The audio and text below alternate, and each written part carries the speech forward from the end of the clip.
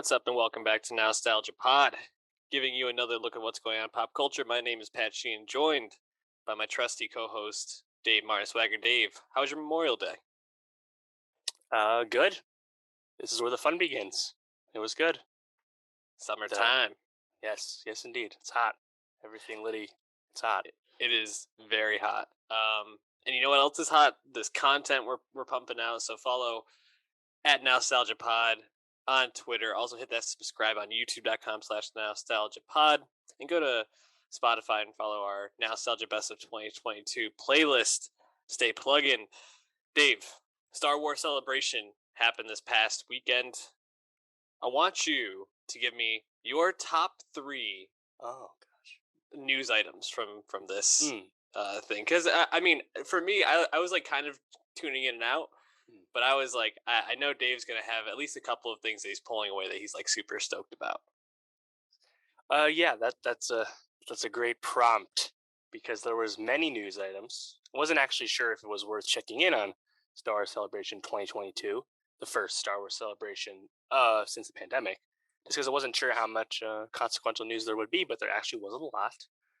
A lot of it is more to be expected stuff we knew was coming out. Release dates, trailers, things like that. Andor trailer out August 31st. The show's coming out. Mando Season 3, February 2023. Bad Batch Season 2, Fall 2022. Ahsoka 2023. Things we knew or at least had those ideas about. Andor trailer looks great. And Andor going up against She-Hulk, House of the Dragon, and Lord of the Rings from Amazon. That's going to be a wild few weeks. August is going to be crazy. August into September. Just nuts.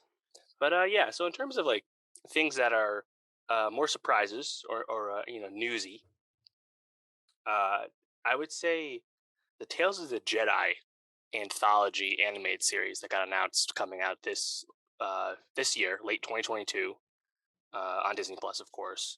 Basically, a continuation of the Clone Wars animation style, but a 2-part anthology series reflecting on prequel Jedi based around Ahsoka and Dooku are these 2 parts, but it sounds like we're going to hear Liam Neeson's Qui-Gon Jinn in there, and obviously the Dooku side of things, and plenty of other names were thrown about. So that sounds cool.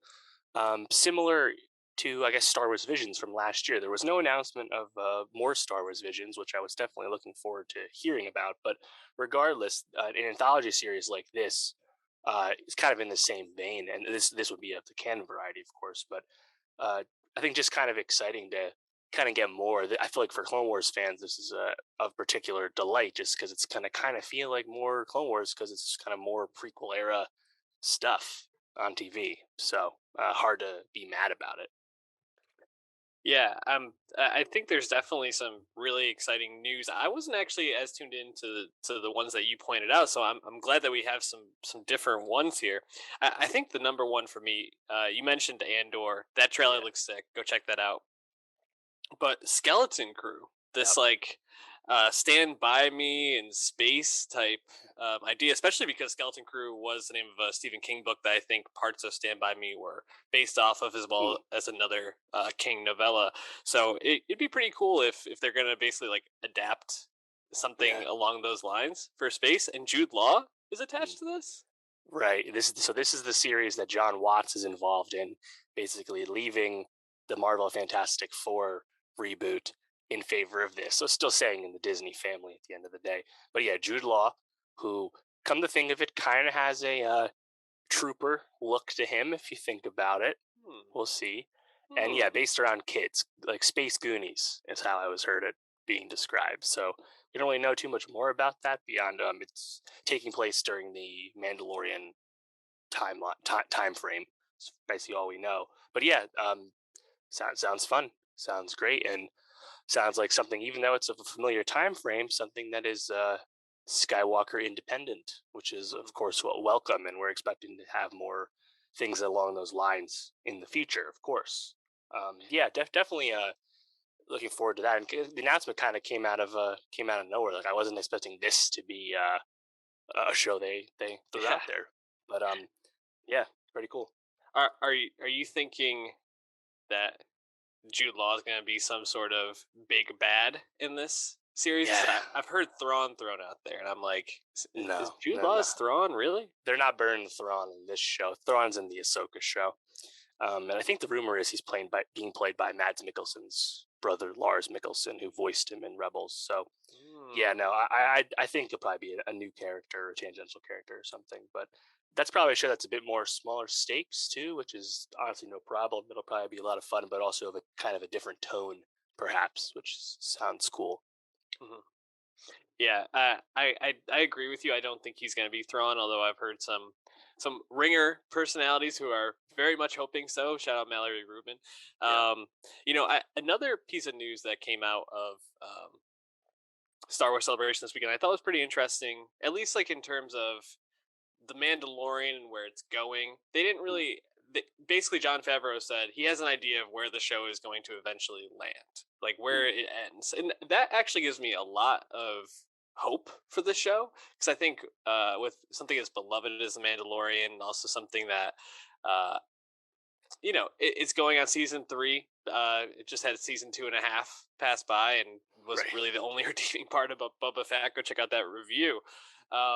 It needs to continue to be good. I need it to continue to be good, and I feel a lot better knowing that they have an end point to this, because that makes me feel like they, even if they don't have all the story written at this point, they at least have an idea of where it's going to eventually go. So that made me feel pretty optimistic. Favreau's got his finger on the pulse. Trust in him and Filoni. Yeah, for sure. Totally. Having a plan with Star Wars is a great feeling to have after how the movies ended up being for the most part. Another thing I'm really excited to check out, which seems to be pretty far in the future, or at least not till next year, is the Young Jedi Adventures series they announced, which is set in the High Republic era, so it's like 100-year range before Phantom Menace, so well in the past as far as the Star Wars movies are concerned. And this is centered around some younglings at the Jedi Temple. We're going to see like Jedi Academy stuff, like little Jedi, little Jedi kids, going through it, getting the training on, and of course all the other things apply. The Jedi in their prime, the Republic in its prime. A lot of things that are very exciting to fans of the Knights of the Old Republic time and the Old Republic setting and stuff like that. I think that has great potential, and perhaps would tie into the Leslie Headland Acolyte series that we didn't hear anything new about, but of course is also set in the High Republic time. And that just sounds really exciting. And I think just being in that time frame, which is unexplored on the screen to this point, is of course very appealing. Absolutely. That one's a great one. I wanted to ask what your temperature was on the new video game that was announced. Right. So Star Wars Jedi Survivor, the sequel to Jedi Fallen Order, the 2019 game from Respawn. We got just a CGI trailer, no gameplay, and that game is coming out early 2023 is the expectation. So a little over 3 years since the last game, which was December 2019. Very exciting, because that first game was fucking awesome. And honestly, I would not be shocked to see the main protagonist of those games, Cal Kestis, played by Cameron Monaghan. I would not be surprised if we saw Cal Kestis, who is a survivor of Order 66 himself as a Jedi Padawan. Would not be shocked if we see him eventually cross over onto the screen in some way as well. So those games are, in all likelihood, probably priming us for more of him. And if you're watching Obi-Wan, which why would you not be? You've been exposed to the Inquisitors, who also have their run-ins with Cal Kestis in the games. So yeah, that trailer definitely presented a lot of questions about who we're seeing, particularly that character in the back of the tank. A lot of questions, a lot of theorizing right now. But regardless, I'm really excited, because not only was the game's story really great, but I mean, it's amazing gameplay. It's my second favorite Star Wars game ever. So we're getting a sequel to it. That's great. What is number one for you? Knights of the Old Republic, of course. Yeah. So, it's my favorite Star Wars game since, 2003. So it's been a long time. High praise.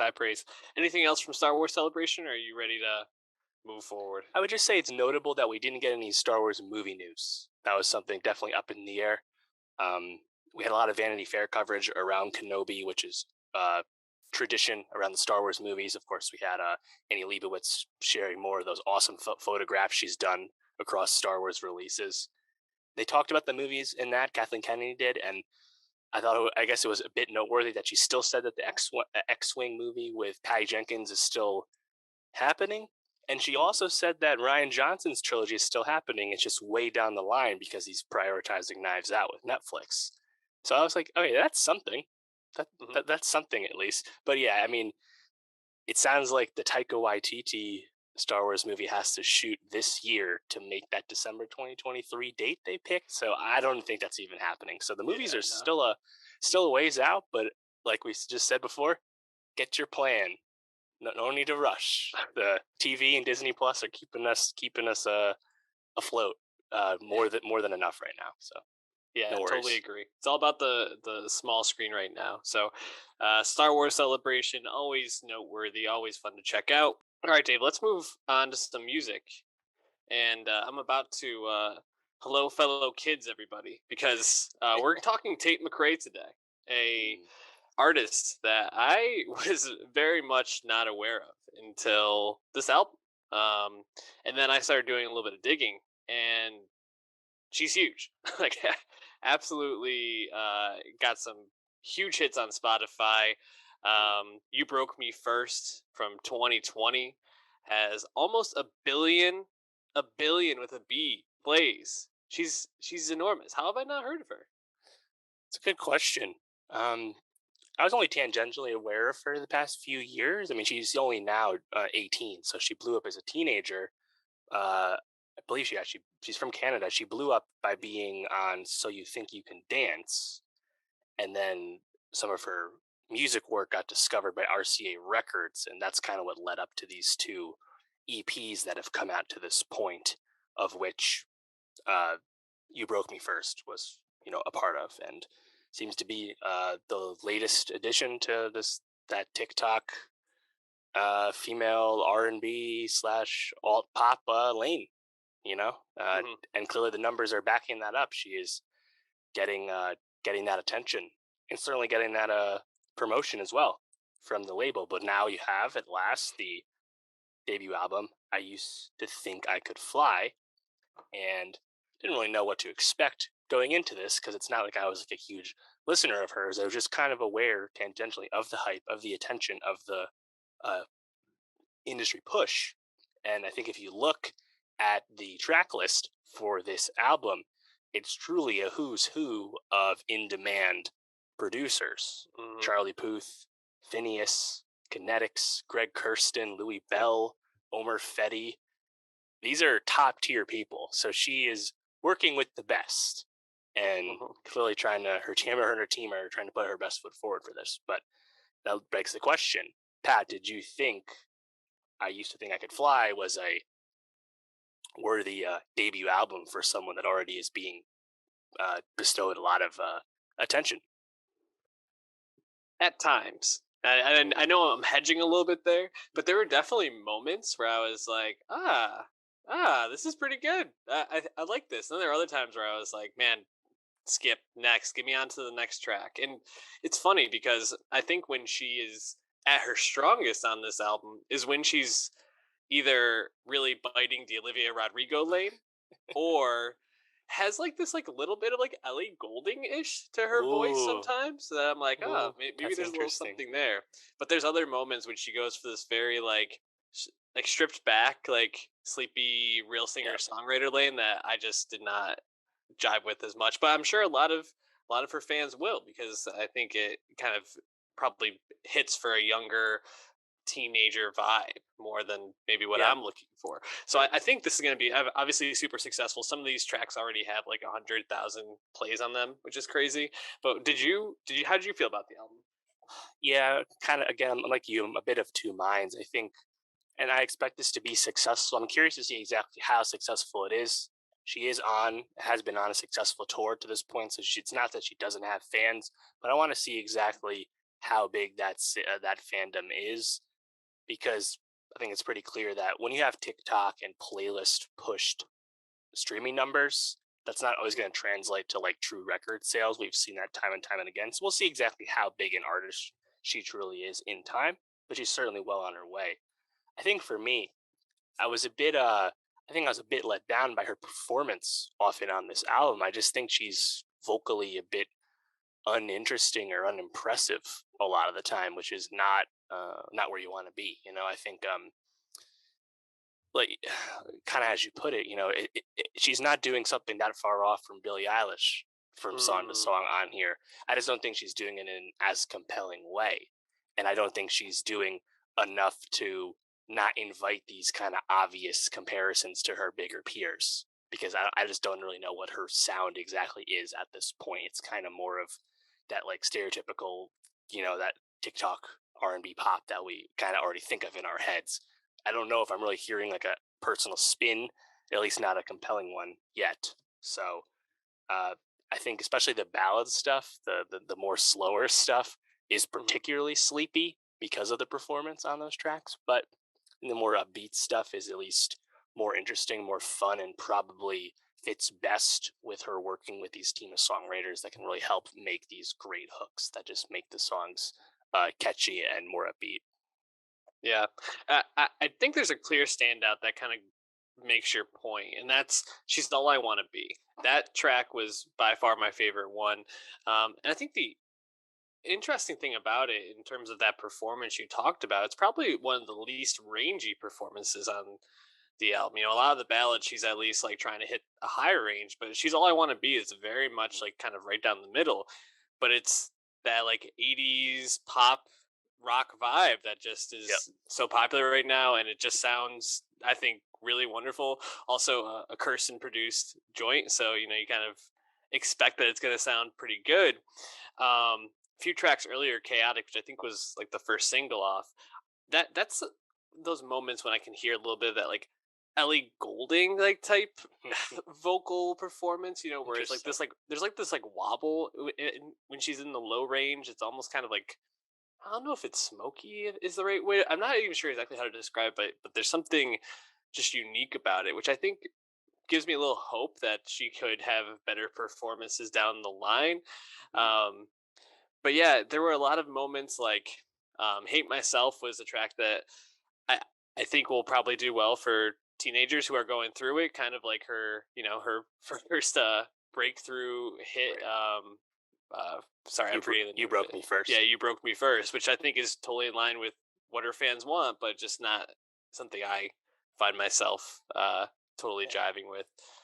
What about you? Any tracks that stood out, or for good or bad reasons? Yeah, I think just another notable song would be the first track, first proper track, "Don't Come Back," just because I think that the hook interpolates Nelly's "Ride with Me," kind of obvious there. But I really like how it fits with the production, the way the bass kind of like kicks in on the hook on that. I think it does kind of fit her more lower range vocal palette that she seems to settle in on most of her songs. So that one I thought was at least the most engaging to me. But like I said, a lot of the more ballady stuff I thought was unfortunately a bit sleepy. So Mhm. more than anything, I'm just curious to see exactly how big this album ends up being. Like I said, and just what kind of career she does have. Because to your point, I think there is room for someone to sound like Ellie Goulding right now. There's certainly a lane for that. Let's just see if she makes the right records to really take that lane and commit to that lane. Because right now it does sound like she's a bit non-committal to what kind of sound she's truly like honing in on, and that's totally fine. Again, she's 18 years old; it's no big deal. But Yeah. curious to see what the future holds at the very least. Definitely. Another track I just want to shout out was "You're So Cool." It's a little bit like stickier, poppier. Really thought that was probably like my second favorite track on the album.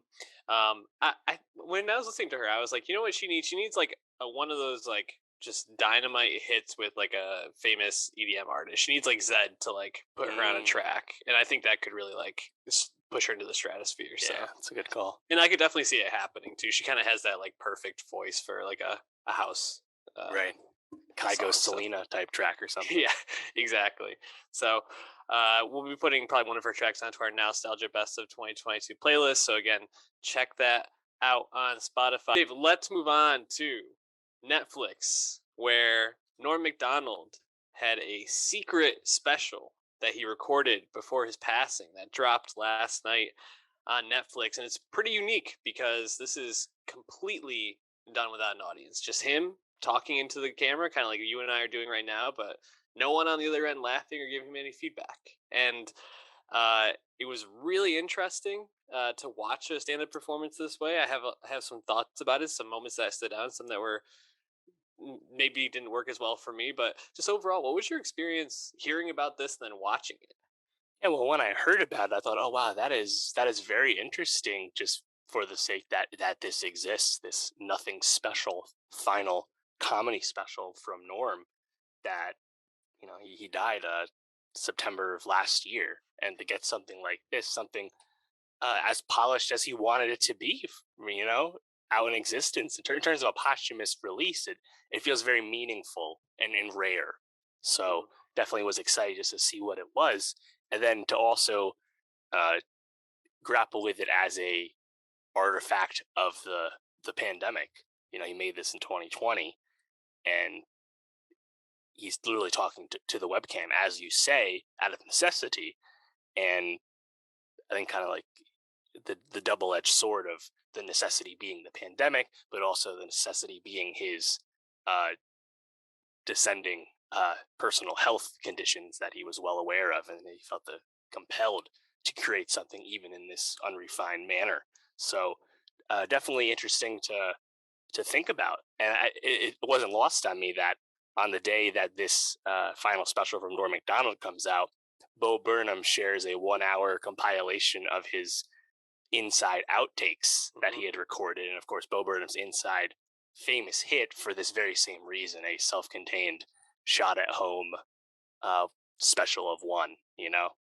But yeah, I mean, I'm not going to say I was the biggest Norm Macdonald fan. I think for the most part, his fame is just a little bit before my time, to be honest. I was really more aware of him just for his SNL exploits after the fact. Of course, he has a storied and quite varied comedy career. It's not like he was a hard stand-up special guy, even if he was a frequent comedy performer.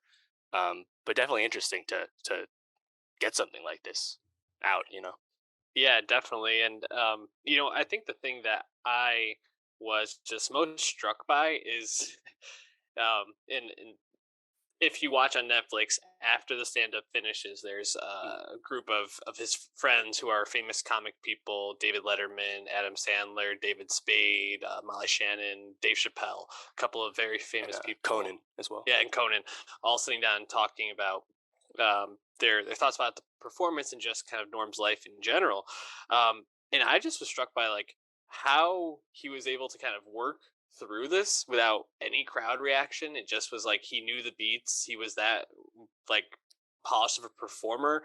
And then hearing, as a story from Adam Sandler where he was like an offhanded comment where he's like, I have like a solid 8 hours now. Like this guy was just like obviously a comedic genius, someone that was like professional, one of a kind, and it really kind of makes you wonder like you watch this as basically like a Zoom comedy uh Yeah. event, and you're like, some moments probably made you laugh and some probably just felt totally flat. I wonder how it would have been with a live audience to like see how these landed. Was just kind of where I was left sitting with it.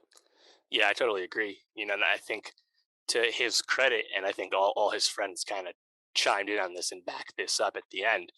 It seemed like there were definitely moments where he would kind of make offhanded references or modulate his voice or create fake distractions, whatever he could to kind of simulate the audience not being there, Yeah. or at least change up the pace and rhythm of comedy special, which is usually a bit more predictable and familiar when it's in front of a live audience, of course. Were there any jokes from the special that really stood out to you, made you chuckle?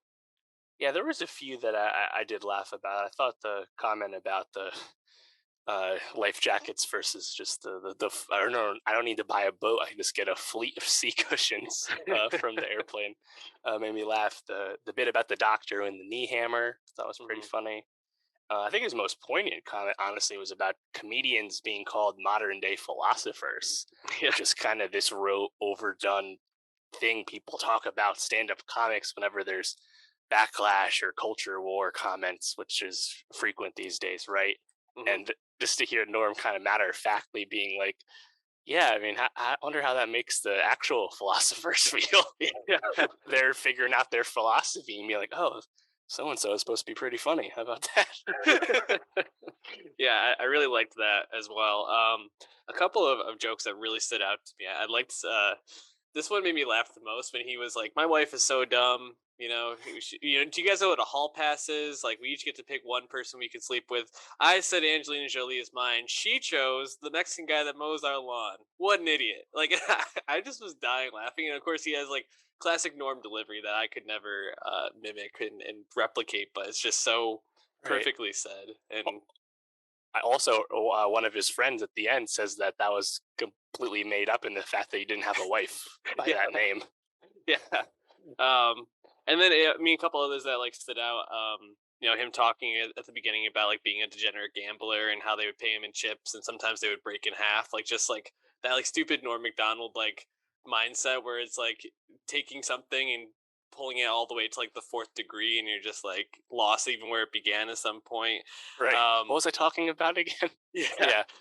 Well, along those lines, I loved how he was like, I like to lose my money and I'm going to lose my money. I like to lose my money at Indian casinos. I'd like to pay my reparations to the Native Americans. I don't want to lose my money to the corporate people in Vegas. oh man, and I also really liked what he was saying about racism. He was like the scuttlehead thing, where he's like, sometimes they say stuff that like, oh, those scuttleheads, and I look it up and I don't know what they're talking about, and no one knows, and sometimes you just get so lost in the sauce. I thought that was pretty funny, and also like two other lines like that really got me. I wanted to shout out the one where he was talking about like someone saying, "Hey, did you read my research paper?" And he's like, "I don't know how to break it to you. I have one life. I'm not going to spend it reading your research paper or Yeah. something like that." It's like, my doctor said I 45 have one life, pages. so not going to happen. Just great. And then the guy who's like really really fat, who's like, "Could you believe at one point I was 185 pounds?" And he's like, "Yeah, I believe. I believe you were every weight up until you were 585 pounds."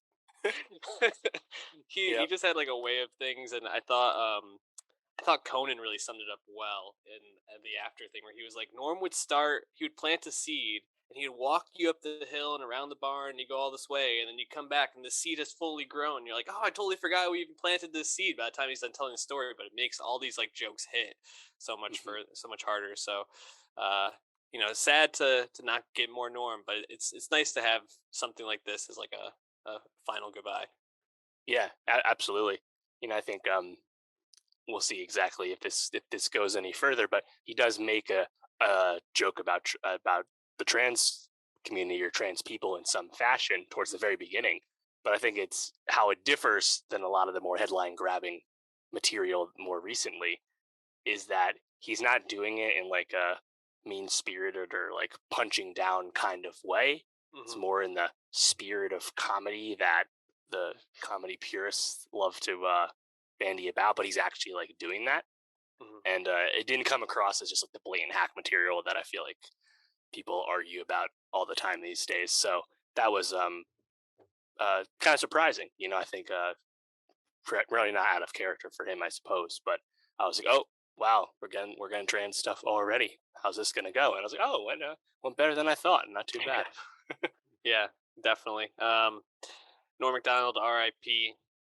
Definitely go check out this special if you're a comedy fan, Norm fan especially. So let's move on to Survivor, though, which wrapped up season 42 this past week of the new Survivor era. I think Right. it's safe to say the game is not going back, and I think I'm on board with this new era. I like the twist now that I kind of know the beats a little bit more. I think I could enjoy the game a little bit. Right. Did you have the same experience? Yeah, I think that's also I think an important thing to think about with Survivor 42 shot back to back with Survivor 41, which was the first iteration of this new era. So all the contestants, of course, didn't know these twists that we as the audience were now familiar with from 41. And now when we see season 43, we'll be like in the next step of this new phase of Survivor because the producers will have learned lessons from 41 to 42 in terms of what is effective and what is less effective and things like that. So I'm even more curious to see what is that next step now because you definitely feel like they will attempt to take a new step with 43. But yes, I enjoyed 42 even more than 41, to be honest, because I thought it was even better casting. I thought 41 was a really good cast with a lot of people that you could definitely see coming back. And 42 really took that to the next level because I just thought there were so many memorable characters. And even if there were some twists that I had literally just seen in the last season, I didn't mind because I just thought there were just so many characters I was interested in. And of course, the same appeal of analyzing Survivor gameplay and putting yourself on the island and in the shoes of various contestants and thinking about how you would handle a situation, even with the benefit of being just a viewer. All that is still there, which is the core of Survivor gameplay. Just what makes it so great and so fun to dissect and think about. That was all still there too, but I think the cast really took this one to the next level. Yeah, who did you find yourself rooting for throughout the season? Yeah, so that's a great question. I think if you're really in the weeds with Survivor, you often will shift your allegiances and just start rooting for good gameplay and rooting for underdogs to survive and make it through and things like that. That's just the most fun and interesting things to see happen. So I honestly, I found myself rooting for Jonathan a lot towards the beginning, just because one, it's really cool to see a true challenge beast succeed, just Yeah, because it is uncommon. But also, New Age Survivor, the high Survivor IQ of the average player these days, puts a huge target on the challenge beast. So I was like, how far can Jonathan actually survive? Now, right. some of his personality coming out in the later on being a bit misogynistic in terms of what we saw, in terms of how he would interact with female people on the beach, definitely makes him a less interesting to root for. But I just thought, like, as like an archetype character, I thought he was pretty compelling for a role that we've kind of written off. Like, it's impossible for someone that physically dominant to win the show these days, and he didn't win, of course. So I guess that's still true. Yeah, I found myself rooting for Jonathan a lot. I was really frustrated by his inability to strategize and really like see the whole board. He really struggled in things outside of the challenges, For sure. building relationships, strategizing. Just not his forte. But I was rooting for him. Um, I definitely stopped rooting for him as much after his uh, tribal with Drea and Oh yeah. Marianne after Roxbroy was um, voted out in the split Yes. tribal Making it twist about they have. him was just brutal. Yeah, very brutal. I think he's someone that if he comes back on the show, we'll probably have some sort of like training, on how to like handle those sorts of situations more tactfully Hmm. on TV. At least I hope so. I didn't find myself rooting for Mike very much. I found myself very almost like annoyed by Mike's like strategy of like, oh, I'm holier than thou type of thing. I'm straightforward. When I think the jury did a really good job of like putting the screws to him and actually Yeah, made him they fumble the blasted his bag. ass. They Yeah. they they they raked him over the coals, and he couldn't handle it. That's a big part of why he didn't win. And what's so funny about that is I think what the jury really wanted to hear was like Mike kind of say like, yeah, I had to be like deceiving at times, and like I wasn't always like straightforward with people, but Mike like could not accept that about himself, and so it really Hmm. opened the door for Marianne, who was probably the player that grew the most on me. After the Oh, first or absolutely. two episodes, I was so annoyed by Marianne. I found her personality to just be very grating. She was like over the top all the time, and she grew on me, especially once I got to the merge. She really started to, I think, find her stride, and was really impressed by her growth. Totally. And I think from the beginning, I was like, at the very least, Marianne, great casting, great for this show. This Mm, kind of personality, one of one, but it's just very memorable. Fits great for what kind of people you want on the show. They have to be interesting. They have to be fun to talk to and things like that, right? yeah, And she had all that. But I mean, really, just to see her blossom at the very end, the way she really expertly explained why she deserved to win, and yeah, of course, expertly timed alongside Mike being unable to explain why he deserved to win. I think she's a very deserving winner. I agree. Yeah, and was Lindsay the name of the other one, the final five? Yeah, Lindsay. Yep, Lindsay, Lindsay. Romeo, Jonathan, Mike, Marianne, Yeah. all them. Romeo I liked because he kept bringing it back to his at-home job of being a coach of pageant girls. I just found to be so unique and interesting. But Lindsay, I think, has real potential to come back and to potentially win in the future out of everybody. I think she Mm. is the most strategic and also obviously a challenged beast going toe to toe with Jonathan quite Right. often. So, yeah, overall great season. Love where Survivor's going. Just can't wait to see what they do with it next. And out of the 2 seasons, I know you said that this season had more characters that you Yeah. liked. Who is like your top 3 that you want to see come back for sure? Ooh, from both or just this one? Yeah, just the last 2. Who do you want to see come back? Yeah. Top 3. Top three. Oh, top three stuff. You know what? Let's just go for it. Give me Jonathan from 42. Mm, Give me Shan from Shan. 41. I think those are both pretty obvious. And there's so many I like. I like Omer a lot from season 42. I in a sense, he was like Icarus. He flew a little too close to the sun. Really started feeling himself. But at the end of the day, he had been really pulling off some moves in 42, and I thought it was definitely a good showing. And they voted him out because it was the right thing to do. Um, Even like people that went kind of quick, like Tori. Everyone hated Tori's guts. I was like, you know what? She wasn't that bad either. I could see her coming back. I could see Lydia, who just missed out on the merge, coming back, stuff like that. Man, I mean, I was really rooting for Xander through 41 Yeah. a lot. I wouldn't mind seeing him come back. He's very young, like Marianne, so you could definitely see it. Um, I but I mean, gotta say, tons of people. Honestly, I would take back. Really, my top 3 with 100% are Ricard, yeah. Shan, and Lindsay. I really like Lindsay, and I think those 3 going toe to toe are just play the game at such a high level on all fronts. So, would love to see who they bring back. I'm sure in a few seasons we'll have so many players that we want to see again. Oh So, yeah, it's very exciting. I think because the average player is just so much more advanced and thoughtful about what works, what doesn't work, how to succeed. And now you get everyone with, I mean, as all the veteran players, the past winners will talk about, it's so much different when you go back having already played. And think about like Shan and Ricard or Omer, all these people that were super strategic and very effective at being strategic, but still didn't win. mhm. Just imagine like what they think about if they ever were back. Like how much like more advanced they probably are about Yeah, what they would and wouldn't do. It's just the possibilities are right there. Now, someone like Mike, who very much deserved to win this season, if he could just sell himself, if he owned it and was like, "Hey, I ran the game. I was like Tony in season 40. I was the Godfather." If he had owned it, he would have won.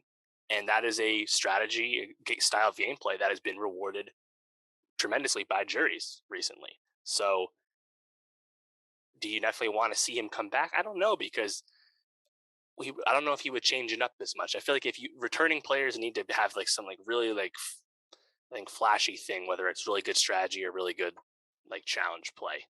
yeah. And all the people we've just talked about are at least giving you one, if not both of those. So um, maybe when do you think we'd get a returning season? Maybe they're gonna do 2 more all new people, and then season 45 is the returning players. Mhm. That sound right? Because they shoot back to back in Fiji. They have this whole rhythm, the production now. So I think it's definitely far too soon to really expect anyone from these seasons to be back until, I mean, at the very earliest, probably the end of 2023, Yeah, right? That's I what think that that would makes set us up sense. for 45. So I think that's so. probably the time to watch, I think. Yeah, I can't wait whenever it does come. Survivor's in a good place. I hope they keep leaning into the diversity. I think that really adds a nice element to the show and makes it really interesting. And Mm, obviously, there's so many fans of it now. Everybody just knows the game in and out. Just makes it so right. much more fun. Yeah. I think the one thing I would like them to eliminate was the do or die, which we talked about with Mm, 41, just because I don't want anyone to ever be eliminated without actually have been voted off, yeah. like in such a manner, especially because that was strictly just chance.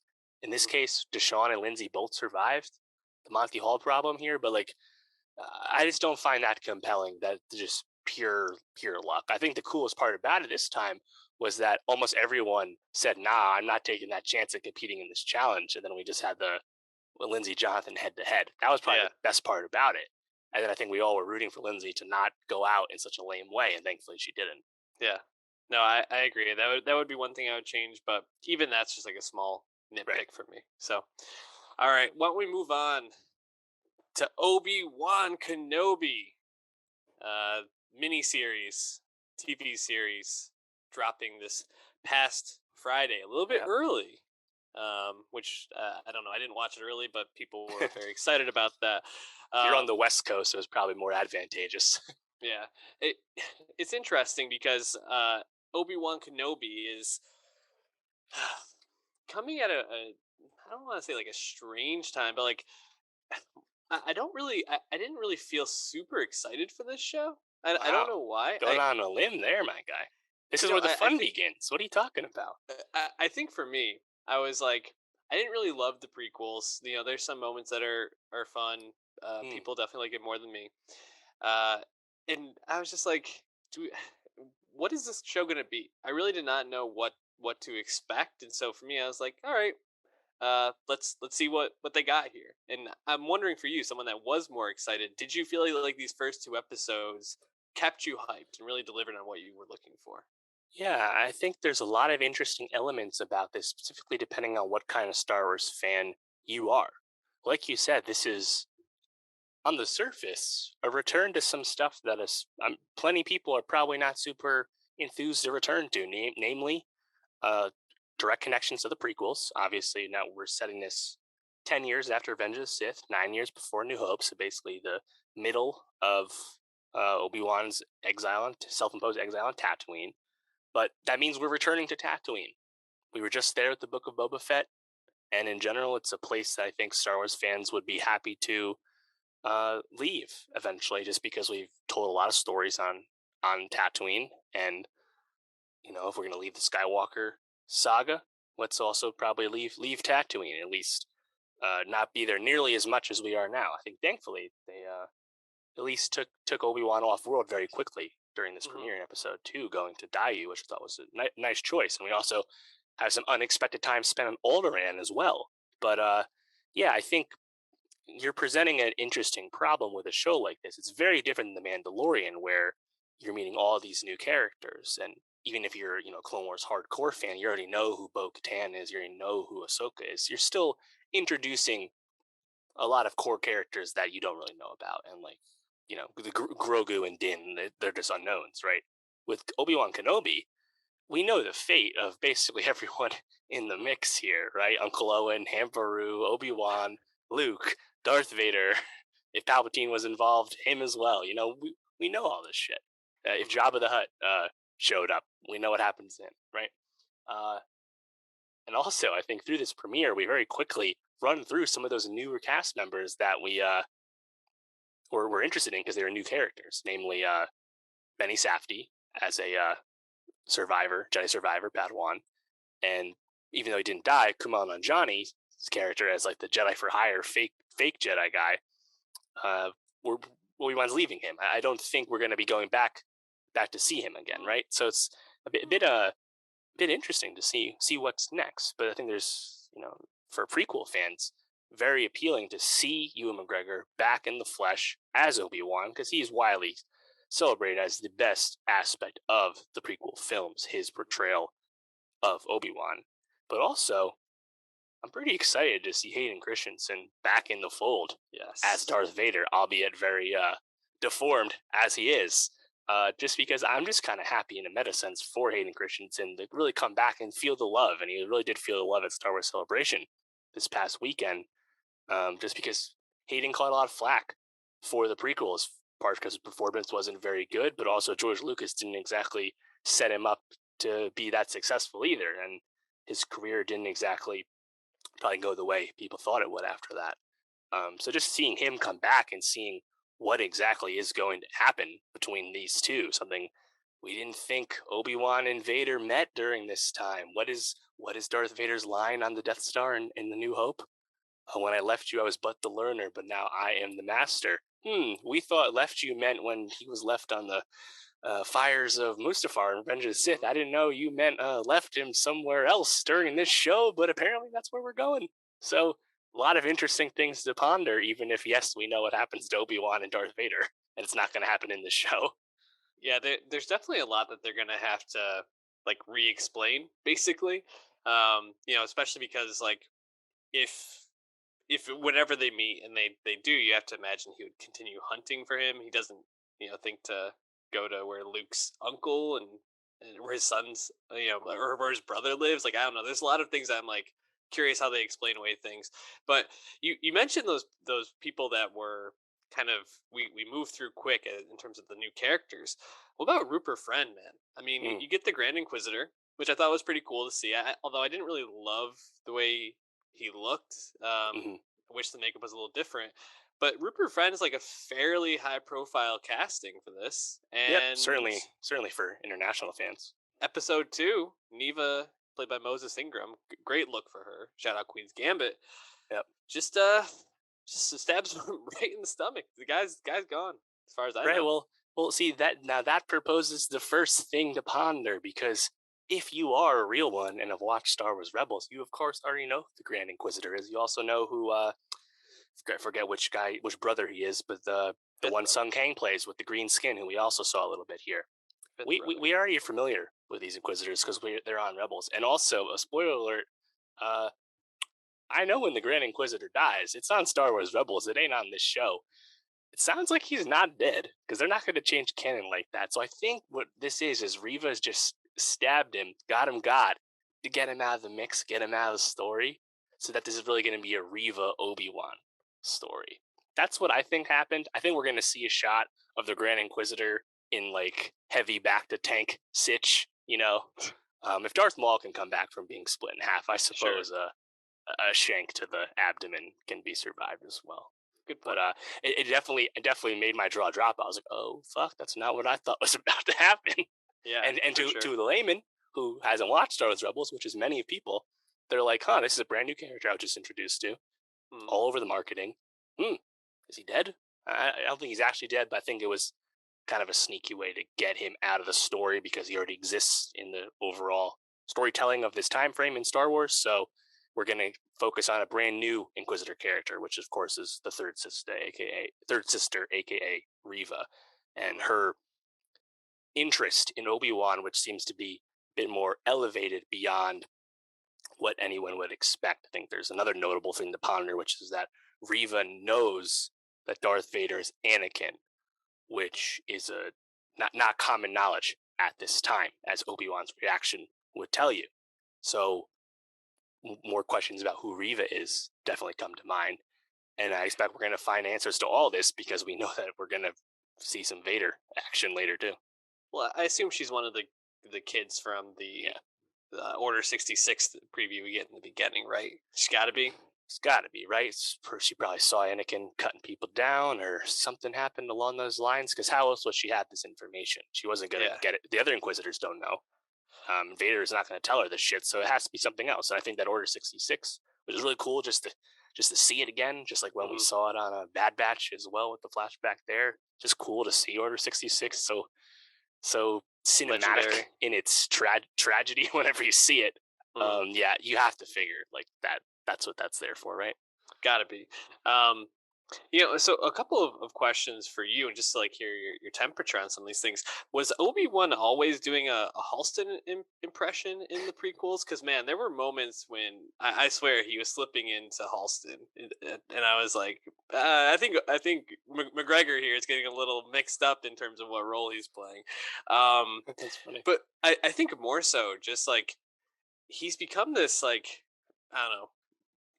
I don't want to put it this way, but just kind of like this like weak old man, kind of like he's just Yeah. kind of like shriveling in this role, and I don't know if that totally makes sense. Like he's the one who's supposed to train Luke eventually, and he's just like, Well, if you think about it, think about how it's originally presented and how it's fleshed out over time.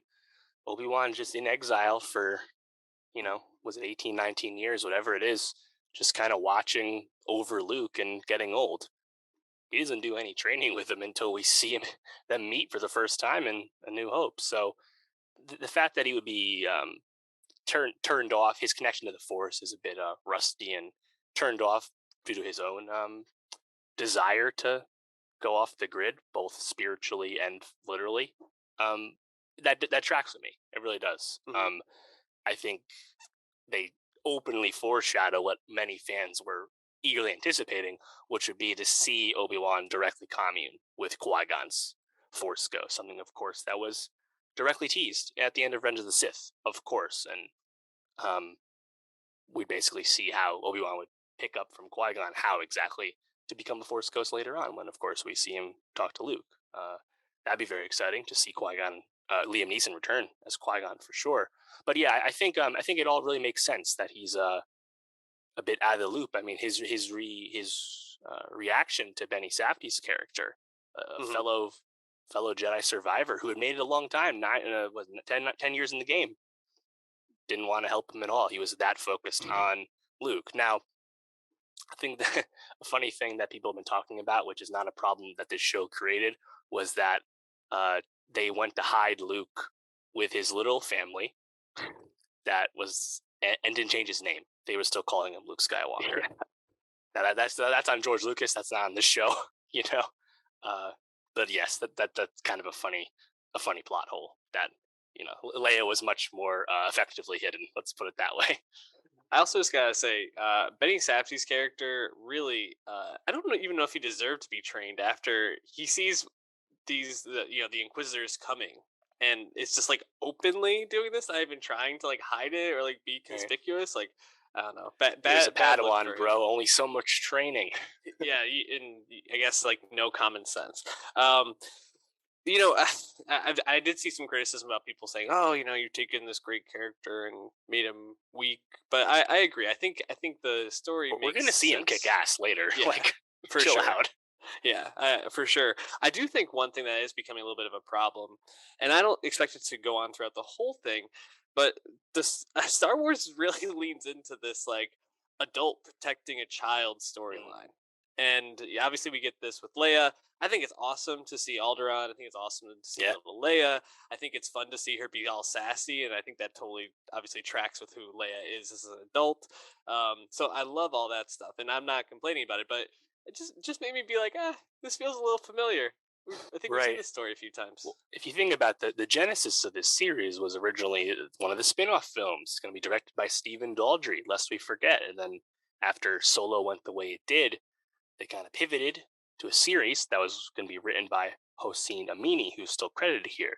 Then they did a complete rewrite on this series because it was almost too familiar to the Din Grogu dynamic, the lone wolf and cub adult protector situation, as you just said.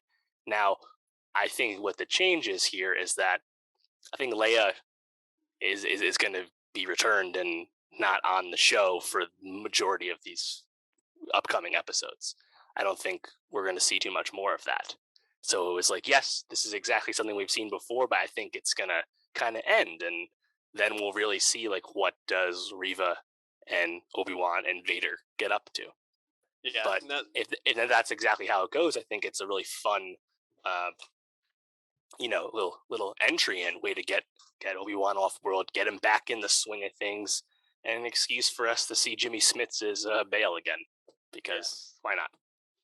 Yeah, no, I agree. That's why I said I don't expect it to be something that's ongoing for the series, but we'll keep our finger on the pulse. I mean, tell me what other things really worked for you, or maybe things that you didn't like so much about these first two episodes.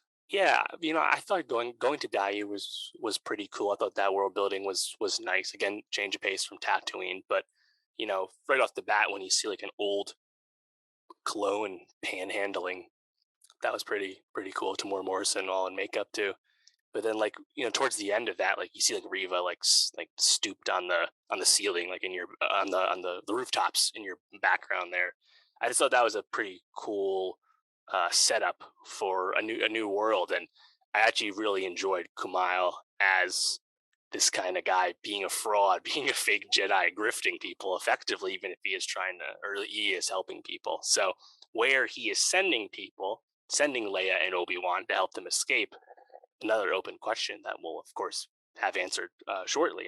We have to figure, but yeah, I think I'm excited to see how they tell us things about what Reva's up to. Moses Ingram was getting a bit of flack, unfortunately, for the portrayal, which I didn't really get. I mean, I thought she was playing a very cocky, confident person, which totally tracks with what a rogue Inquisitor would feel like, and that's clearly what she is now. So I really didn't get it. That like, now I saw some people saying that Obi-Wan chasing after Leia in the streets, and running at half speed, it felt like, as if he was really chasing after his toddler or something. I'm a bit more sympathetic to that as criticism, but like I thought the Reva stuff was pretty fun, honestly, and I like that them assumingly getting the Grand Inquisitor off the board is setting up her to be more or less unshackled from a plot perspective, and then she can really, Deborah Chow and everyone can really let the character flap her wings because it's not a character that has previous canon connections. Yeah. If you think about it, first two episodes cover almost everything in the trailer. We've seen basically everything in the trailer already, so that's also pretty exciting. Yeah, I'm excited to see where it goes. I think we're going to get some really awesome moments, like you mentioned, the Qui-Gon moment, the Darth Vader, Ben Kenobi duel again. There's going to be a lot of really fun stuff to come. So, yeah.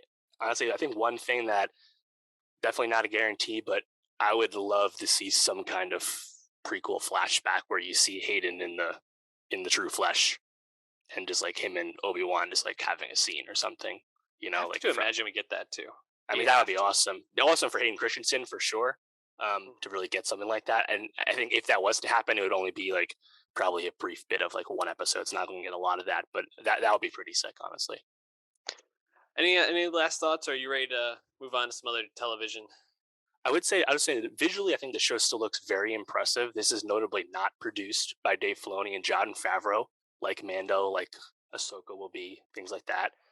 This is Deborah Chow and Ewan McGregor as like the key EPs here, and I still think it looks really awesome. And Lucasfilm is honestly cleaning Marvel's clock when it comes to the visuals on these Disney Plus series. I think it's pretty obvious.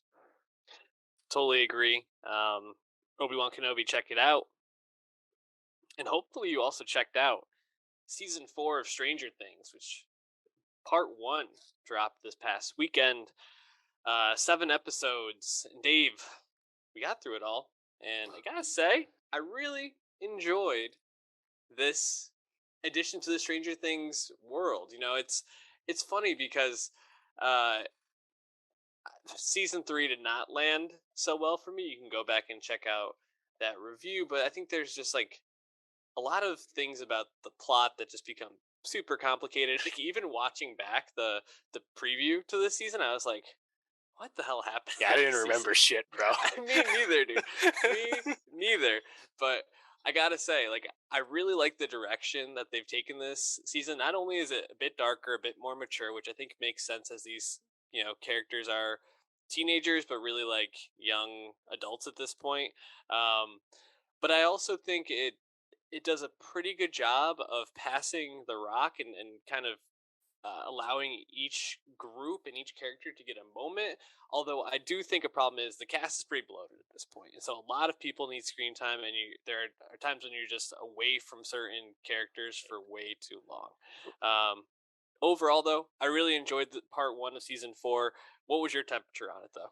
Right. Well, I think the reason everyone gets a moment in this increasingly large, somehow increasing in size cast is that all of the episodes of Stranger Things season 4 are dumb long. The range is 63 to 98 minutes. Mm-hmm. This whole season, we know the lengths of the 2 episodes left to come out on July 1st. We're looking at like 13 hours. It's the longest season yet by a healthy margin. And no wonder everyone gets a moment because there's so much time. There's so many moments. Yes, absolutely. And I think it's just the Duffer Brothers kind of have an unwillingness to write somebody out of the story. They've had all of these characters succeed in one season or another. Mm-hmm. All of these performers, especially the younger ones, have all become very big stars off the back of the show. So you can understand why the Duffers have a connection and love for these characters. I get it, but they just really would rather someone do basically nothing on the show, Will Byers once again, than just not really be involved that much. So what happens is, because this cast is so big and all these kids are more famous than ever, like you said, they're young adults, you can't actually get everyone on screen at the same time all that much, so you just have to split people up anyway, and as a result, there's just going to be subplots that you're not as interested in or invested in due to what actually is happening or just which characters they actually are including. So, on the other hand, I'm still enjoying my time with it and looking forward to those final 2 episodes because it's just great to be back in Hawkins. I think this world is very well established, and I do really enjoy all these performers really in these roles. And even if it's as bloated as the show's ever been, it's still a lot of fun. And I think a nice improvement would be that Vecna is a much more compelling and effective villain than the Mind Flayer or Demogorgon were in Hmm. the past. It's not that the Upside Down is producing like classic 80s inspired villains. It's not. But I think Vecna is definitely an improvement, and like the more obvious horror nods probably are helping in that regard. Yeah, and this is full spoilers. So at this point, just kind of, if you haven't watched and you just want to tune in to hear our general thoughts, I'd say tune out now and come back later. But I think one, played by Jamie Campbell Bower, who ends up being Vecna, I think he's absolutely fantastic. And seeing the flashbacks, and or I don't even know, can we call them flashbacks? Whatever 11 is going through at the facility with Brenner, as he's kind of like making her relive these memories of and these Hmm. interactions with one, seeing his like foreboding presence and just kind of telling that there's something off about him, but obviously with 11 being in such a vulnerable state, makes sense that he would like prey on her as potential to like help him break out of this like whatever it was that Brenner had put in him to like kind of manipulate his powers. And I actually really thought like when 11 takes the metal thing out of him in the last episode, and you or in episode 7, and you kind of see him turn and like actually start to like kill all the kids at the facility. I thought that was actually pretty like horrifying. And I think Vecna, like you mentioned, is a much more compelling villain, and he does kind of have some of those elements of some of those obviously like the supernatural stuff, but like Freddy Krueger comes to mind as someone who kind of like goes into like your dreams or like your daydreams and is like Mm-hmm. putting you through these like hallucinations and these things that actually aren't happening, and just really terrifying and feeling so trapped. I think that's pretty awesome. I really liked the episode telling of Vecna where the guy who bought the house, one's dad, um, who went crazy and like cut his own eyes out. Uh, Forgetting who Sally Hawkins and whoever else goes to talk to him. But I really thought that was like super compelling to like see that story told in that flashback form. Um, Probably the stuff I liked the least in this season, which is funny because we're talking about all this new stuff. It's kind of like some of the retread stuff. The stuff with Totally. stuff with Mike and Will. Like tough for me to like Yeah. really dig into their relationship. And it sucks too because like Will, like you mentioned, is such a tough hang. But I really think Noah Schnapp's like a pretty like good performer. So I'm like, I just want him to have a little more to do. No, Schnapp's like a huge TikTok star now Yeah. and famous person amongst his peers amongst Gen Z, and yet he gets to do fucking nothing Yeah. as Will Byers for basically the second season in a row. And they also don't have the willingness to commit to anything about his sexuality. It's still unexplained. It's still Mhm. unspoken upon, which would Yeah. be okay if he actually had, I don't know, something else meaningful to do, but he doesn't. Um, and yeah, I think it's just not that fun. I mean, even like, did you really think there was great Mike Wheeler stuff this time around? Mike is effectively the main character alongside 11. At least he was at one point, but like, not much going on for Mike either. I do feel like the scene where Mike and Jane have like their argument and the adult argument. I actually thought that was like, oh, these two have grown very far as like actors. Like that was like a pretty compelling argument Hmm. scene between them. But yeah, no, Mike doesn't get a lot to do. I actually think the best Mike moment is actually a Dustin's girlfriend moment. When she helps them figure out like or get the whatever it is from the computer that they needed. It gets a little convoluted at points in the season in terms of plot mechanisms and MacGuffins. But I just thought that was like a really fun payoff. This girlfriend that they thought Dustin was making up all of last season and comes Dusty back. Bun, Yeah, and is like super helpful here. I think that's great. right? Um, Also, you know, just very in the very beginning, I thought it was super amusing that uh, she was helping Dustin, or she was hacking in to the school mainframe to change Dustin's grades. I thought that was perfect. Amazing. I actually think Dustin is by far the best hang in this whole thing. It's good. Yeah, well, I think they've just continued something, whereas Dustin's camaraderie, rapport with Steve Harrington, Gatton Matazzaro, and Joe Keery just have great chemistry. It's Yeah, awesome to just see them riff on each other. The older and younger kid dynamic. It's so fun, and yeah, I thought this was definitely a great Dustin season, and I think Dustin is kind of blossomed hmm right here, whereas Mike is more off to the side, which, as you know, in the earlier seasons, Dustin was clearly on the side. Not as much this case, and I think that really just goes with the performance being fun and Dustin making the most of his scenes. yeah, yeah. I completely agree. I think he's probably the most fun character to be with. Um, a character that I didn't really love this season, didn't really hit as well as it did last season for me, was Maya Hawke's character as Robin. Ah, My Robin at times, her quirkiness is really fun, and at times I'm just kind of like, you're just being quirky to be quirky. It feels a little bit overdone, but um, overall, I think everybody's used pretty well. I wish Nancy Wheeler uh, wasn't like.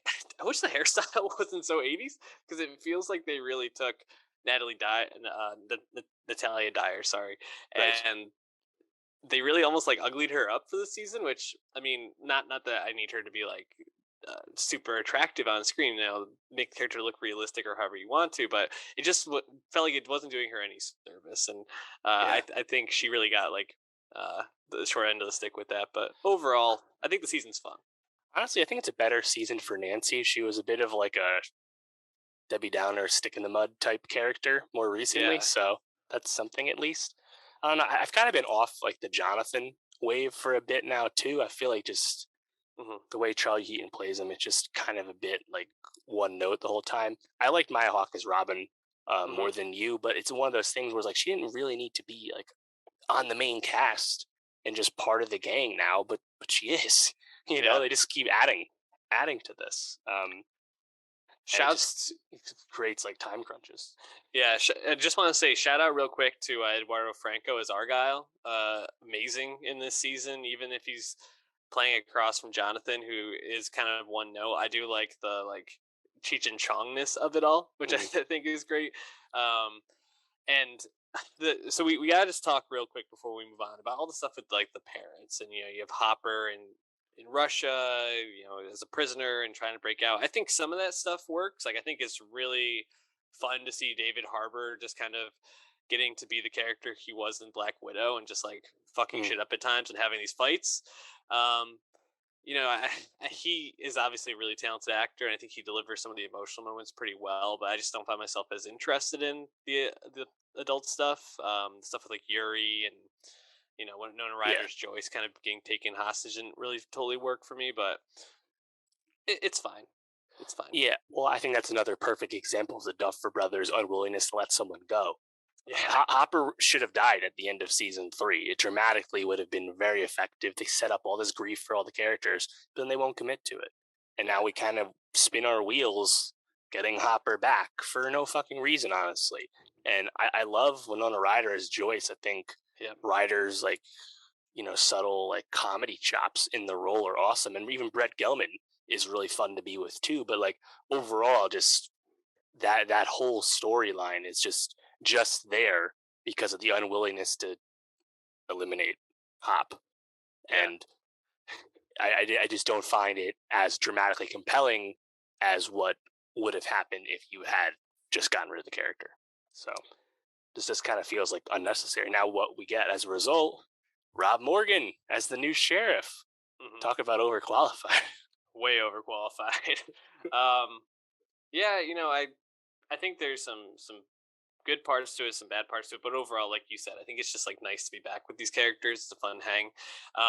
Shout out to Barb, who gets to make a short appearance when Vecna Right? takes over Nancy's mind, and is I was like, oh, we got a Barb moment. That's a nice little like I don't know, fine point to like a Mm-hmm. season one meme. I thought so. Yeah, you see some Billy briefly as well, Dacre Montgomery. The only character they could let go was Billy. I don't Yeah. know. Make sense of that to me. Also, just I mean, the influences of the show, the ET of it all, very obvious. But I thought it was actually done very well how they play up the very real satanic panic of the Hmm. 1980s, so that was factored into the culture of the time in the story very effectively. So Uh, that I was thought cool. it was actually really funny though when I forgot the kid's name, the one who's like Eddie. they're everybody's chasing after, and he's with Steve, and he's like, that was very Ozzy of you, this, talking about him like biting the bat's head, and he's Steve has no idea what he's talking about. He's like, Ozzy Osbourne, like Black Sabbath. He's like, he bit the head off a bat, and he's like, it's very metal, and Steve's like, oh, okay, whatever. But like, it was just funny that like Steve was not aware of that, like Yeah. that fear. So I thought that was pretty good. But Stranger, I can't wait to see how it ends. I'm in. Right. So Also, just one thing of note, of course, the season is not yet done. We're getting the last two episodes on July 1st. Very interesting decision by Netflix to do this, splitting up the season across two fiscal quarters, two Emmy years. And it seems like an effort to prevent churn, basically keeping people subscribed by not finishing the season. However, at the end of the day, I do support it because it's going to keep Stranger Things season 4 in the culture conversation for a longer stretch of time than the full season binge model does. So I think that's a good lesson for Netflix to learn because it's more fun to not have to rush through everything and not know where everyone is at when they're watching it. Obviously we prefer week to week, but and this season certainly would have supported week to week with these supersized episodes. But nonetheless, we'll be back in just a few weeks. we'll be back for sure. But Dave, let's hop over from Netflix down to Baltimore for We Own This City, which wrapped up its season on Monday last night. Oh man, Happy Wayne Jenkins Day, motherfucker! Holy shit! May Sergeant. Yes, sir. Um, man, what a great 6 weeks of television this was. That's like Mm-hmm. really all I can say. This show has been dissected. It's receiving a ton of praise. Spiritual cousin, brother, whatever you want to say, to The Wire. Obviously, a Pelicanos and Simon production, but it's just always impressive to see how these guys are able to make compelling television out of like pretty like straightforward police work. Obviously, a lot of the stuff that these people were doing is dramatic and interesting to watch, and so it's kind of ripe to be made into something like this. But they never shy away from getting into the nitty gritty, and they still Mm. somehow make it super compelling. And obviously, when you have someone like Bernthal putting on the performance that he did, it makes it a lot easier to have a show at this high of a level, operating at this high of a level. But yeah, I was just blown away by it. What about you? Yeah, obviously I loved it. I think obviously much is about being made of Simon and Pelicanos returning to Baltimore. Of course, the setting of The Wire, and because of that, it's a spiritual successor, a update, modern day update to that story and those themes. Honestly, though, it's very much in sync with Show Me a Hero, another Simon HBO series from a few years back before The Deuce came out. And I think that's chiefly because We Own the City is super concerned with the issues and failings of bureaucracy and institutional rot and how that can be just as dramatic as uh, the comings and goings of law enforcement and whether that's being done in a legal and ethical manner, of course. So I think it was kind of cool to see this show honestly feel like a sequel to multiple Simon series. But, I think at the end of the day, it's just a really bleak look at something from people that really know what they're talking about. Of course, David Simon, a former reporter in Baltimore, a Baltimore native to this day. Uh, and when you have just really compelling performances all up and down the cast sheet, no matter how big or small the role is, it's just really awesome to see all this play out. And In this case, it's based in reality. Almost all these characters are real people, and you can look up what happened to them, even if you don't want to, if you don't make it to the end when they tell you what happened. Uh, it's just super super compelling to see corruption played out in such a explicit manner, but also not told in like a hokey or cartoonish way. These cops, these rogue cops in the gun trace task force that are uh, robbing average citizens and being criminals in their own regard, they're not portrayed as cartoonish characters either. I think everything handled here is done with a lot of tact and a lot of subtlety, even if it's all really matter of fact. So I really enjoy the show. Yeah. I think you summed it up really well. I guess I'm wondering, like, I think obviously Bernthal's performance is something to celebrate. I think he's just every time he's on screen, he's absolutely magnetic. And the way that they kind of handle him, they kind of give you like a little taste from him at the very beginning, Right. but then he's kind of sidelined after that first episode for like the next two episodes. He kind of pops up in like callbacks here and there, but they're really kind of like just kind of laying out how this was already kind of going on when Wayne Jenkins came about, but he kind of took it to this next level. Right. And he's kind of like Chris Ryan of The Ringer summed it up as him being kind of like Jaws in this show for a while. He's kind of just like in the background, he's looming, but you don't know when he's going to pop up. But then he finally does, and you get that the Freddie Gray episode, which is really Right. like the Wayne Jenkins episode, and it's just. I mean that's got to be the Emmy reel right there for him. It's Right. magnetic and stomach turning and upsetting, but also like you somehow like the character. It's really impressive what he does, and even some of like the small things like the Ringer did a interview with Pelicanos, and he was saying that calling people a dum dum was something that Wayne Jenkins apparently actually did, but Pelicanos wasn't aware of that. It's just something that Bernthal like did his research and spent time with cops that knew him and like really got the subtleties of the character right. Right. And he said like these aren't played up. You could say Wayne Jenkins is an outlandish character, and how could that Yeah. be real? But it seems like the performance is pretty close to real life. It's really impressive. Yeah, totally. Getting paid today, motherfuckers. Yeah, Yeah. and sorry, just like on that point, actually, I know you didn't specifically make a point, but the way you see Wayne Jenkins code switching, Oh yeah. between the black cops and the white cops that he works with, it's just really fascinating. And Bernthal kind of going back and forth between all these different worlds that Wayne Jenkins was gravitating between. It's impressive. But please make the point you're gonna make. Yeah, no. I think it's a really compelling performance, classic anti-hero bad guy performance. Definitely going to be up there for the limited series actor Emmy, which is of course is a very uh, compelling and hard fought Emmy race every year. But I really hope HBO gets behind this performance. It's super well deserved. We'll see, of course, about that. I think the other key aspect I think to the show is you have the Wunmi Mosaku character, Nicole Steele from the Department of Justice, which is a composite character, the real only character that's not a direct representation of a real person. And even if like some of her scenes I think are a bit like expository for the audience to try and like ground where parts of this show is taking place and try and educate people that are maybe not aware of what's going on, I think it's still really effective to see her disillusionment with what's going on as someone coming to Baltimore to make this report and advocate for the consent decree, and they show you the other side of this consistent failure of Baltimore bureaucracy. And then, even on top of that, the ticking time bomb that is the turnover that's going to happen in the Department of Justice when the Trump administration comes to power, and the priorities of the Department of Justice and the wherewithal and all of that is completely going to be completely upended. So even though this show is super non-linear, we're going back and forth across a few different years.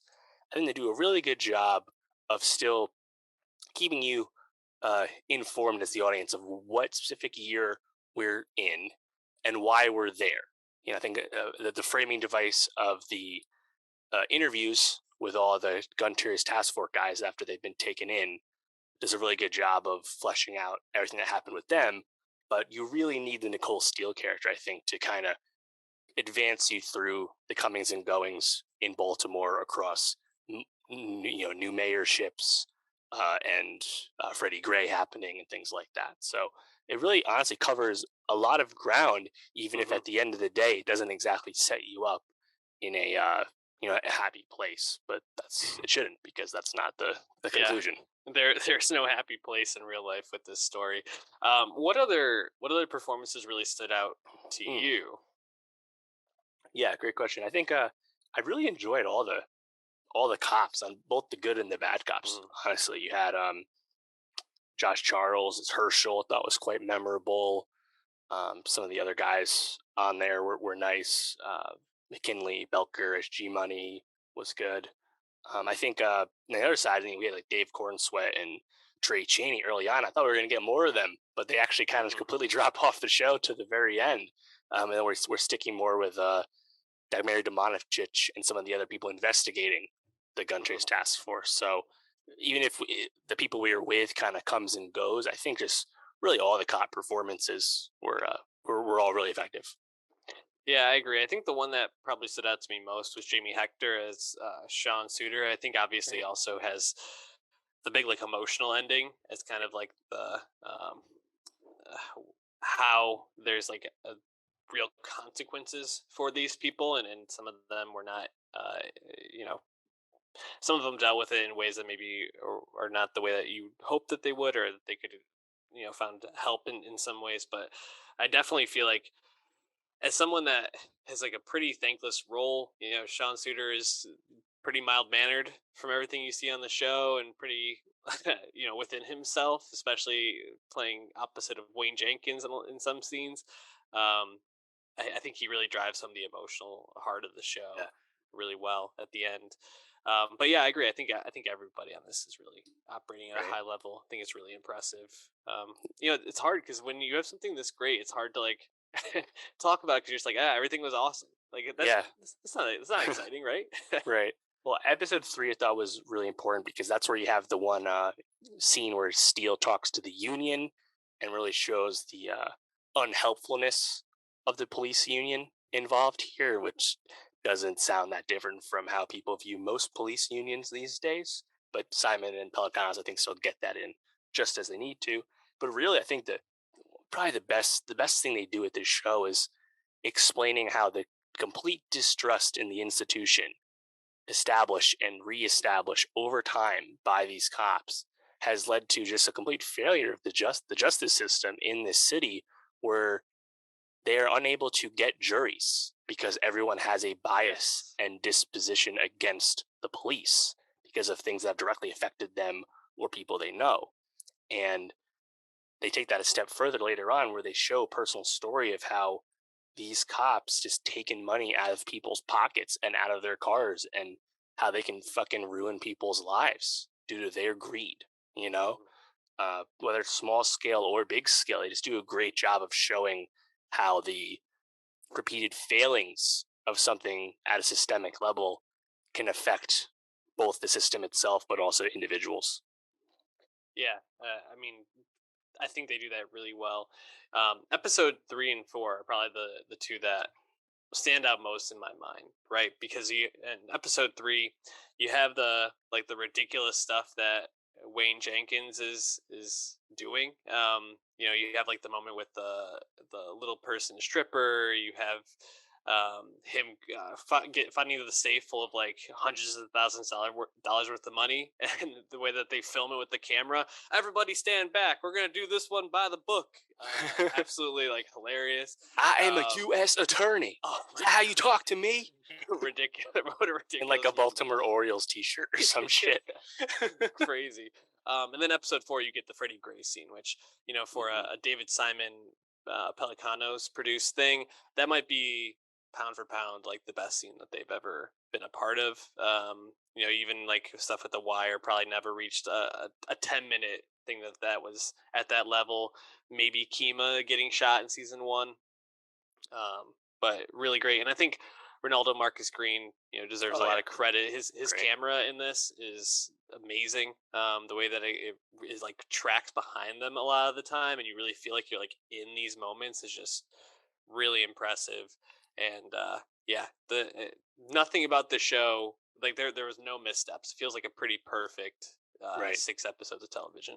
Yeah, and I think what's also like subtly really important about the Freddie Gray scene, beyond its obvious cinematic appeal, is that it does like a perfect job of showing to you why Wayne Jenkins was Yes. like the superstar of this police department, and Mhm. why everyone liked him and people aspired to work for him and with him because of how he felt about his fellow cops. And I really love it in the final episode where he's like adamant that he's not a A dirty dirty cop. cop, ridiculous. You But know, yeah, it's like it's wild. absolutely. Um, we own this city. I mean, it's early, but I mean, I think we probably have 3 or 4 shows right now that all could be my top show of the year. This is That's a right. stacked TV year so far. So Crushing. can't wait for that end of year list for sure. Why don't we wrap up today though with Top Gun Maverick? This has been in production for like 12 years. We finally got it. The Need for Speed does not translate to quick productions. Yeah, they started filming this in 2018, my guy. And But it's finally out after several production and COVID delays. Long was it time worth the coming. wait for you, Dave? It was, yes. I'm not 36 years old like Top Gun 1, but still excited to see something like this just because Tom Cruise has been operating at such a high level as like the last action hero that he views himself to be. Huge fan of the later Mission Impossible films that he's been spending most of his time with. And just to see him basically do that again in a certain sense. He's not Maverick isn't that exactly Ethan Hunt, but he's not that far off either. And just to get a sequel to a beloved American film like Tony Scott's Top Gun, uh, and to get one that's this good. You know, Joseph Kosinski, not the most famous director in the world, but very, very capable. And now we have a Top Gun film that's not quite as coked out, not quite as homoerotic as the original, but I'd say just as, if not more, compelling and fun. And great cast once again. Like, yeah, I was excited for it. Didn't really know what to expect in terms of like overall quality. I was just really having like hope that it would be on level with these Mission Impossible films, and I was really blown away by just how effective it is. And I'm very thrilled to see the movie be as successful at the box office as it is because definitely a long time coming. But I think a lot was riding on this for Cruise and Paramount. And man, I agree. I think they completely delivered. Um, it's pretty remarkable that they were able to pull this off. Not only I think to make a really compelling action film in 2022 that feels totally singular, but I mean I think they completely reinvented the way that any fighter pilot movie is ever going to be made. My first thought as I was preparing today, and we're talking Star Wars Celebration, we're talking Obi-Wan, is if the impending Rogue One movie that is going to be made isn't shot similarly to this, where it's like in the cockpit and you like feel like you're like in there with them. Like I Rogue don't want Squadron, it. you mean? Yeah, Right? Yeah, Rogue yeah, Squadron. Sorry, thank you. yeah, yeah. If it's not shot like this, I don't want it. Like I want it to be like this. I want to relive these action experiences again and again. It's that good. Yeah, I mean, much was made of Tom Cruise doing two-a-days for months to learn how to fly a helicopter to the level required for the ending of Mission Impossible Fallout. He basically took that up to 11 this time around by teaching himself and numerous cast members how to fly modern day fighter jets because they got all this footage of them in the cockpits. Like, you listen to Kaczynski talk about the logistical challenge that was making this movie, where there's so many things to consider, not to mention pulling off all this actual choreography in the fucking sky, you know? Like, it's really mind blowing from a production side of things, but I mean, visually, it's kind of mind blowing, and I really loved how it started too, where you have Cruise on one of those like top secret like advanced like bomber from Lockheed Martin, which is based in a bit of reality if you do some digging, and I thought it was a great way to like set up the Maverick character for anyone who maybe was just kind of going in blind to this film and watching him just like push the plane and push the plane until it literally splits at the seams and he destroys this multi-million dollar aircraft in the sky because of his own need for speed. I was like, wow, this is a great start. And then once you really get the dogfighting scenes later on, it's like, wow, Yeah. it doesn't matter to you that like the art of the dogfight, the need for a dogfight in modern warfare is completely irrelevant. Obviously, in the day of drones, the movie's very aware of this. Of course, you had the whole Ed Harris character about how, and John Hamm as well. It's like the future's coming, Maverick, and you're not part of it. Like, Hmm. doesn't matter that like we really don't need to see like there's not like a need for this. It doesn't matter because like the world that this movie exists in, it's just so raw and so visceral, and it looks so good. Yeah, and you mentioned like the world it exists in because like you really don't have a sense of like when this is. Is this like present day? Is this futuristic? You know, there's a lot that like you don't know about the world, but I definitely feel like it that's like a small detail that really doesn't matter because it's so fun to be in this world, and it has some great callbacks. Like right even from the beginning, you know, you get Rooster played by Miles Teller, banging on the piano at the bar, singing the same song that his dad Goose Goodness sang in the first gracious. movie. Great Balls of Fire. Just like absolutely like wonderful scene. You let Miles Teller just be like charismatic and like good looking and totally works. It also kind of like I think sets up the internal conflict for Maverick. You know, obviously people want him to retire and move on from this world, and he hasn't moved up in the army the way he should have, quote unquote. Navy, but Um, yeah. yeah, the Navy's. Thank you.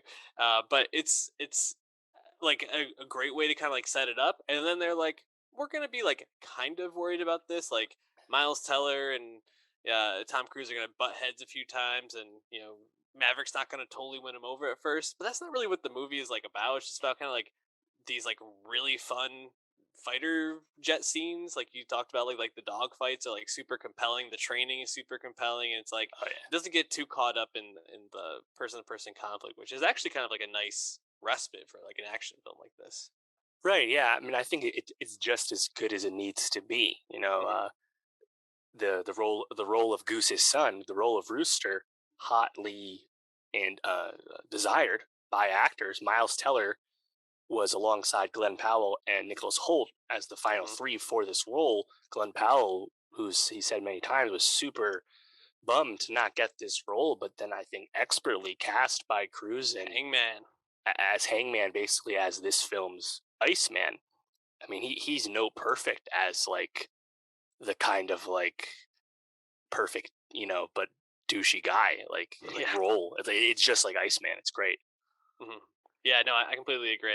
I think everybody in this is pretty perfectly cast. Like I loved the moment when they were going through all the call signs and like, what's yours? Like Bob, just Bob. Like, oh, Yeah. it's perfect for Lewis Pullman in that character because Hmm. he's like a little weirdo, but it works out great. Right. Right. Um, Right. Yeah, and I think you mentioned like we don't really know when this is taking place. I think that really does well where they don't we don't know where this mission is. We don't know who the enemy is, and I'm really happy yeah, about that in the times we live in. We don't need to go there. It doesn't matter, yeah, and I'm happy they exactly. don't. You know. I Uh, know. It was funny. I actually thought I had like missed it. And I was like doing research, like who is like the enemy, like country in this. Yeah, they never mentioned it. I like that. Great choice. But yeah, totally. And also, I think in terms of like character dynamics, they do a really good job of kind of setting up the conflict with Maverick and what his like final hurrah is going to be in terms of preparing these already Top Gun graduates, the best of the best, preparing them for this like nearly impossible mission. yep.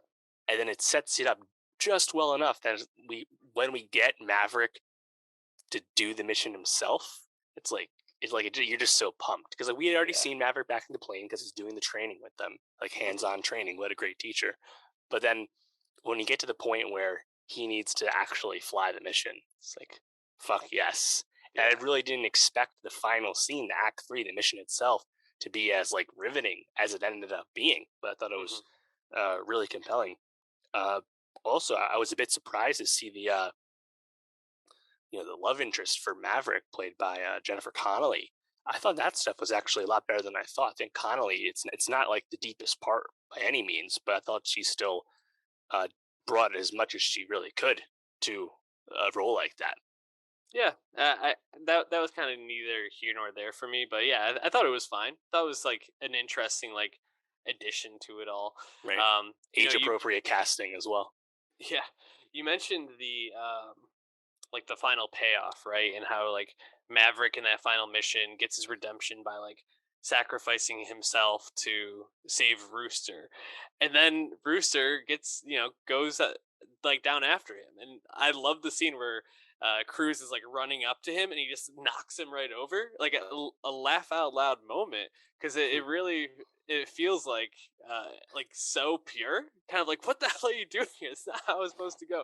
Like what a pure like meta moment. I thought that was great. I did what you told me to do. I didn't think. Yeah, fantastic, great stuff. And then I thought it had like a nice like I liked the old plane like having to escape back type of thing against like the new Mhm. planes. Thought that was just really like expertly done, well written, great final run. Hell yeah, yeah, man. It's just It's great. it's a real blast, and it's really awesome to see just how largely older audiences have been turning out for this film opening weekend, which was by far and away the biggest opening of Tom Cruise's career, nearly double his previous high mark at the domestic level, setting the new Memorial Day record as well, 160.5 million. That number went up several times as they kept finding more and more money after the estimates. But 55% of people seeing this were over 35, 38% over 45, 18% over 55. The one thing we've been talking about with movies is that the older audiences have not been returning to the box office since the pandemic began. And we had seen that if the movie is right, people will show up. Look no further than No Way Home. But the older audience has been that one last thing. Now, does this mean older audiences are just going to come back in droves? I don't necessarily think so. I think this was kind of the perfect film that older audiences were clearly hyped to see. But nonetheless, very awesome to see this. Also, there's some great reporting in Puck about how Tom Cruise negotiated this film for himself, where he's probably in line to make about $50 million from this movie due to his 10% of first dollar gross that he negotiated, which is that's about on par for how much Robert Downey Jr. made for Endgame. These now exceedingly rare back end participation deals at this level for acting talent. So definitely cool to see, and much is being said now about Tom Cruise being one of our last movie stars, and I think this movie also does a positive thing for me, which is get more people excited for the next Mission Impossible film, which has already received an early trailer, which is Mission Impossible 7. So very exciting. Also, we'll be looking to see Joseph Kosinski in short order because he has a film on Netflix coming out in just a few weeks called Spiderhead with Miles Teller and Chris Hemsworth. And then his next film after that is a film with Apple with Brad Pitt about Formula One. Sign me up. I'm in. I'm in. I want to see it. Dave, I think that's going to wrap us up for this week. What do we got for next week? So next week, another hotly anticipated show is returning. The Boys, back on Amazon for the start of season 3. Very exciting. We'll also talk about the end of Hack season 2 on HBO Max and Under the Banner of Heaven with FX on Hulu. And then notable music drops, 070 Shake, very excited for that album. And the return of everybody's favorite guy, Post Malone. Wonder what that's going to be like. Hit that subscribe, youtube.com/nostalgiapod, and follow our Nostalgia Best of 2022 playlist on Spotify. We'll catch you next week.